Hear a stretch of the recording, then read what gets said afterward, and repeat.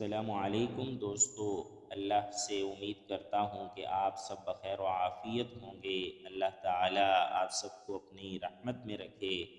7 قسم کے لوگ عرش الہی کے نیچے ہوں گے اس وقت جب کوئی اور سایہ نہ ہوگا، سورج سوا نیزے پر ہوگا، جب ہر طرف خوف کا عالم ہوگا اور سخت گرمی اور سورج کی تیزی ہوگی۔ حدیث نبوی کی روشنی میں 7 قسم کے لوگ انہیں اللہ تعالیٰ اپنے عرش کے نیچے جگہ عطا فرمائیں گے۔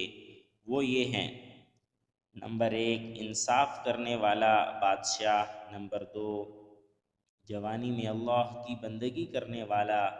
نمبر 3، ذکر الہی اور نماز کے شوق میں مسجد میں دل اٹکا رہتا ہو، اور وہ شخص جو تنہائیوں میں اپنے اللہ کو یاد کر کے روتا رہتا ہو۔ وہ دونوں شخص جو خالصتاً صرف اللہ کے لیے آپس میں محبت رکھتے ہوں، اور وہ آدمی جو راہ خدا میں کچھ اس انداز سے خرچ کرے کہ اللہ کے علاوہ کسی کو بھی اس کی خیرات کا علم نہ ہو۔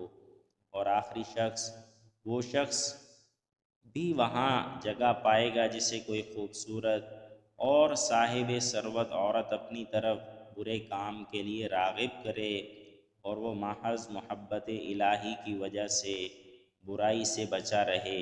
بخاری و مسلم کی حدیث ہے۔ بعض روایات میں ان کے علاوہ کچھ اور گروہوں کا تذکرہ بھی ہے۔ اس کے بعد حضرت اسرافیل علیہ السلام سور پھونکیں گے، جس سے تمام لوگ ہوش میں آ جائیں گے، اور اس کے ساتھ ہی جن سے غیب کی چیزیں نظر نہیں آتی تھیں وہ پردے اٹھا دیے جائیں گے۔ آج ہر شخص فرشتوں، جن اعمال و اقوال، جنت اور دوزخ کو سنتا رہا، آج اپنی آنکھوں سے وہ چیزیں دیکھ لے گا۔